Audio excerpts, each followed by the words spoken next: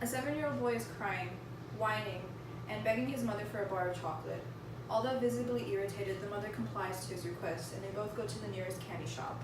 On the other side of the counter, there is a 5-year-old boy. She hands the little boy a $1 bill in exchange for a bar of chocolate, without asking any questions, and both her and her son go on their way. Child labor has been an issue for years in developing countries, so you may be wondering and asking yourself, what business does America have in this? Well, many popular brands use either child labor or sweatshops that employ children as a source of cheap labor.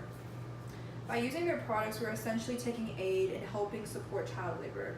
As someone who has witnessed child labor firsthand, it's important for me to tell you that this issue is a lot more greater than we think, especially since we are contributing to it unknowingly. At this time, a solution is necessary in order to have a better future for these children who are potentially or already a victim of child labor. To begin with, I'm going to tell you how exactly those of us in America contribute to child labor, why it's still an ongoing issue, and discuss one particular individual of child labor and his impact on it. So, does child labor affect America? Yes, it does.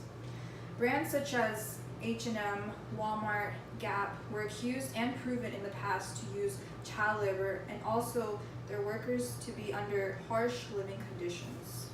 According to an article that was published in 2013, after over 1,100 deaths occurred in a factory in Bangladesh due to an unsafe labor conditions.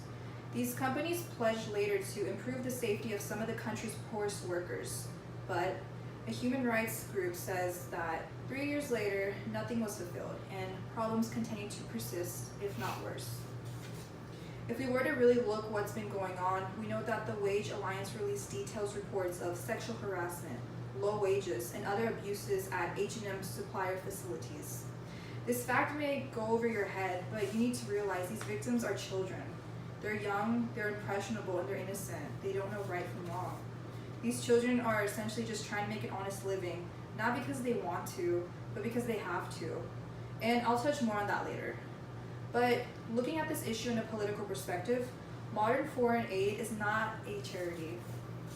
Helping these children, helping third world countries can be considered strategic, an investment in allowing America to become stronger. Essentially, stabilizing vulnerable countries and those regulating child labor will allow there to be an enhancement of stability and security in America. And so many of the brands we use on a daily basis use sweatshops, which is a form of child labor due to how cheap it is.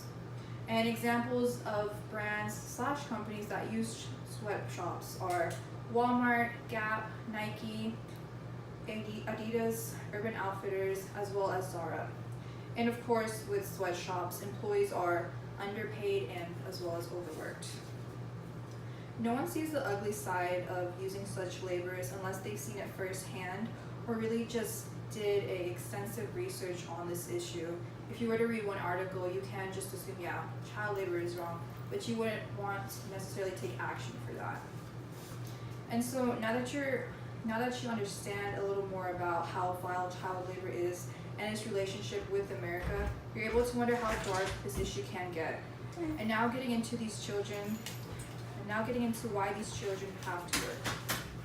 In many third world countries, child labor is seen as a norm. Recently, studies reveal most children work come from extremely poor conditions, thus letting many realize that child labor isn't necessarily something forced on these children. Yes, there are cases of that, but most of the time it's due to families not necessarily having that source of income, so they have to depend on their child. And not only is child labor for these individuals physically exhausting, it's depriving them from a happy childhood and taking their right to get an education, to go to school, and just really have a better tomorrow.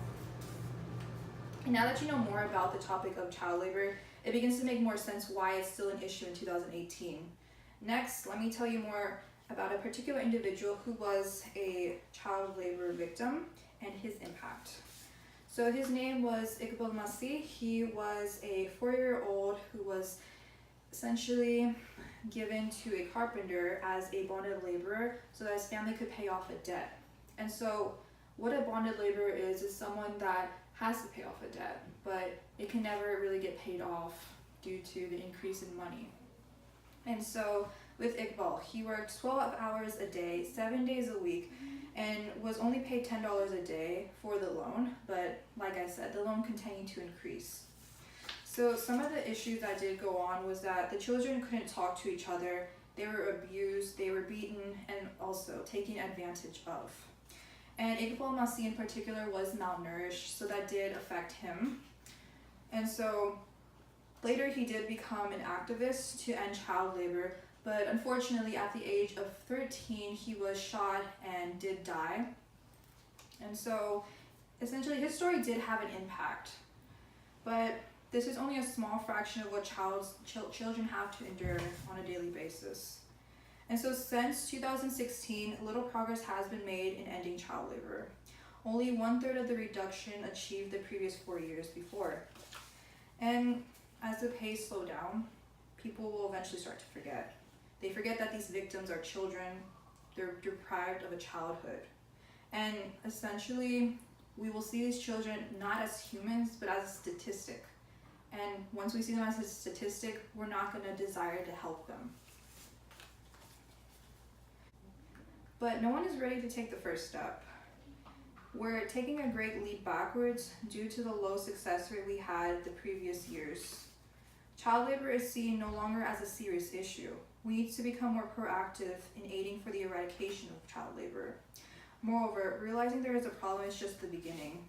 Now that you heard more in-depth information for child labor, such as how America is contributing to child labor, why it's an ongoing issue even today, one particular victim of child labor. Child labor is still alive and prevalent in 2018. We must become the change that we want. Moreover, no one should even be allowed to question if child labor is an issue or not, or pretend like it's not a problem in 2018. For a solution, we must enforce stricter regulations on child laws. Poverty is inevitable, and if that is, penalties for those who do use children and treat them with harsh treatment should be given a fine. Though to stray away from poverty and child labor, we must provide sufficient ways for these children to have an education. No child should be deprived of a happy childhood. We must enforce stricter regulations on third world countries that are using child labor. Most importantly, we must speak up. Don't turn a blind eye. You can easily donate to the NGO. You can boycott brands that do use child labor. And by boycotting, you are silently protesting, and simply by not buying things from Walmart, not buying the next Adidas shoe, you are making a change.